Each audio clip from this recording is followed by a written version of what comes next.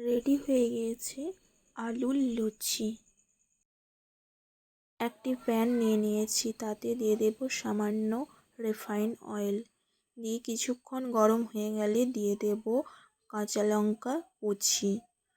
তার কিছুক্ষণ পর দিয়ে দেব আদা কুচি। দিয়ে নাড়াচাড়া করে ভেজে নিতে হবে আদা কুচানো আর লঙ্কা কুচানো। কিছুক্ষণ ধরে ভেজে নিতে হবে।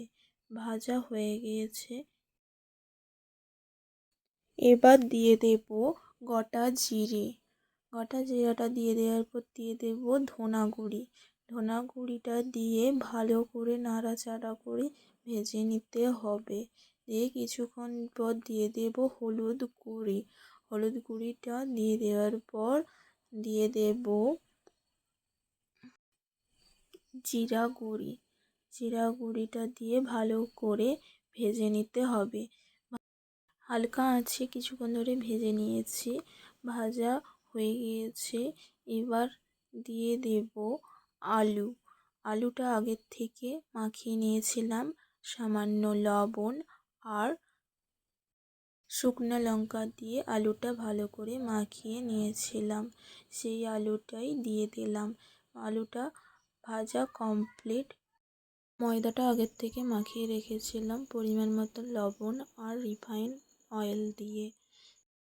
লেচি করে নিয়েছিলাম, বেলে নিয়েছি। বেলে নিয়ে ভালো করে আলুর পুরটা দিয়ে দিতে হবে।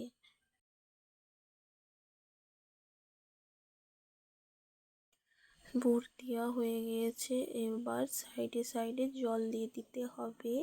অল্প অল্প করে দেওয়া হয়ে গিয়েছে। এবার মুড়ে নিয়েছি, দিয়ে এইরকম মোটাভাবে বেলে নিতে হবে। বেলা হয়ে গিয়েছে। এবার একটি কড়াই ওভেনে বসিয়ে দেব। দিয়ে রিফাইন অয়েল দিয়ে দেব। রিফাইন অয়েলটা ভালোভাবে গরম হওয়ার জন্য রেখে দেব। গরম হয়ে গিয়েছে। এবার দিয়ে দেব লুচিটা ভাজার জন্য।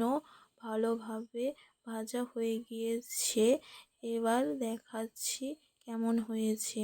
খুব সুন্দর হয়েছে, নরম। দেখুন কত সুন্দর ফুলেছে।